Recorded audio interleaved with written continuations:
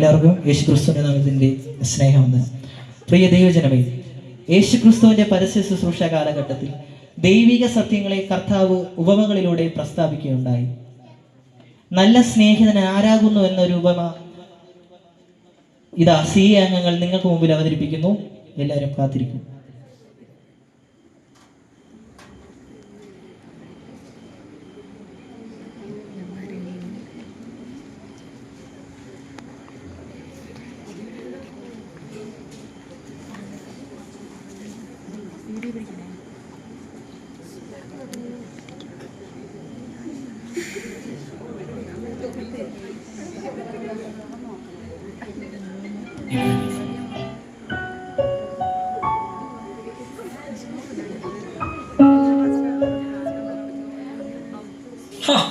നടന്ന് വല്ലാതെ ക്ഷീണിച്ചു.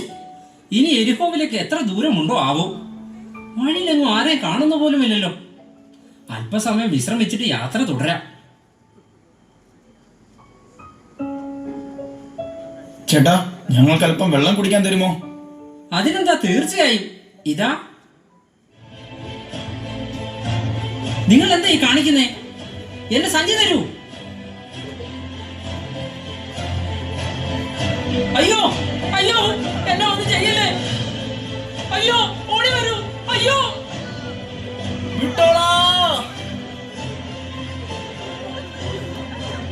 അയ്യോ, ആരെങ്കിലും രക്ഷിക്കണേ. നിങ്ങൾ ആരാ? എന്തു പറ്റി? ഞാനൊരു പാവം വഴിയാത്രക്കാരനാ. എരിഹോവിലേക്ക് പോവുകയായിരുന്നു. രണ്ടുപേരെന്നെ കൊള്ളയടിച്ചു. എന്റെ പണം എല്ലാം അപഹരിച്ചു. എന്നെ രക്ഷിക്കണം. അയ്യോ സഹോദര, എനിക്ക് നിങ്ങളെ രക്ഷിക്കണമെന്നുണ്ടായിരുന്നു. പക്ഷെ എന്ത് ചെയ്യാനാ, പള്ളിയിൽ പോകേണ്ട സമയമായി. ഞാൻ നിങ്ങൾക്ക് വേണ്ടി പ്രാർത്ഥിക്കും. ദയവായി എന്നെ രക്ഷിക്കൂ. എന്നെ ഒന്ന് രക്ഷിക്കൂ.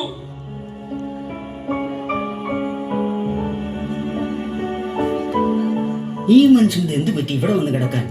ഹേയ്, ഞാനൊരു പാവം വഴിയാത്രക്കാരൻ. എരിഹോവിലേക്ക് പോവുകയായിരുന്നു. ഞാൻ കൊള്ളയടിക്കപ്പെട്ടു. ഒരുപാട് മർദ്ദനമേറ്റു. നിങ്ങളെങ്കിലും എന്നെ ഒന്ന് രക്ഷിക്കൂ.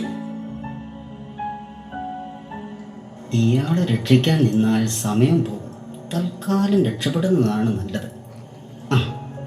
ഏയ് സഹോദര, ഞാനൊരു വൈദ്യനെ കൂട്ടി ഉടനെ മടങ്ങി വരാം. അതുവരെ നിങ്ങൾ ഇവിടെ തന്നെ വിശ്രമിക്കൂ. അയ്യോ, പോകല്ലേ. എന്നെ ഒന്ന് രക്ഷിക്കൂ. എന്നെ ഒന്ന് രക്ഷിക്കൂ.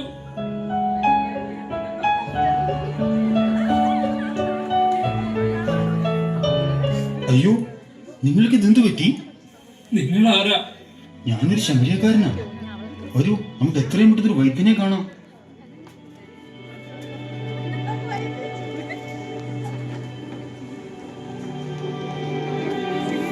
എന്തായാലും വലിയ കഷ്ടമായി പോയി. നിങ്ങളുടെ മനസ്സ് വലിയതാണ്. നിങ്ങൾ വലിയവനാണ്. ഒരിക്കലുമില്ല. മുറിവേറ്റവരെ സഹായിക്കുക നമ്മുടെ കർത്തവ്യമല്ലേ? ഇതാ 2 വെള്ളിക്കാശുണ്ട്. ഇവന് വേണ്ട സംരക്ഷണം നൽകണം. അധികം വല്ലതും ചിലവായാൽ ഞാൻ മടങ്ങി വരുമ്പോൾ തന്നുകൊള്ളാം. ഒരു പരിചയമില്ലാതിരുന്നിട്ടും എന്നെ സഹായിച്ച നിങ്ങളാണ് യഥാർത്ഥ സ്നേഹിതൻ. മനുഷ്യ ജീവിതത്തിലെ ഓരോ സംഭവങ്ങളും അപ്രതീക്ഷിതങ്ങളാണ്. പലതും നമ്മുടെ ജീവിതത്തിന്റെ അവസ്ഥകളെ തന്നെ മാറ്റിമറിച്ചേക്കാം. അത്തരത്തിൽ നിരാശയുടെ പടുകുഴിയിൽ നിലം പതിച്ച അനേകം നമുക്ക് ചുറ്റുമുണ്ട്.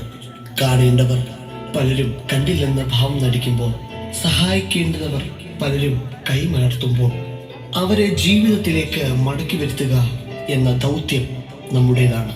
ജീവിതം കൈവിട്ടെന്ന് ചിന്തിക്കുന്നവർക്ക് മുമ്പിൽ പ്രതീക്ഷകളുടെ വഴികാട്ടിയാകുവാനാണ് ദൈവം നമ്മെ നിയോഗിച്ചിരിക്കുന്നത്. ആശയറ്റവരുടെ കൈകൾ നമുക്ക് നേരെ നീളുമ്പോൾ അവരെ കരം പിടിച്ചുയർത്തുക എന്ന കർത്തവ്യം ഉണ്ട്.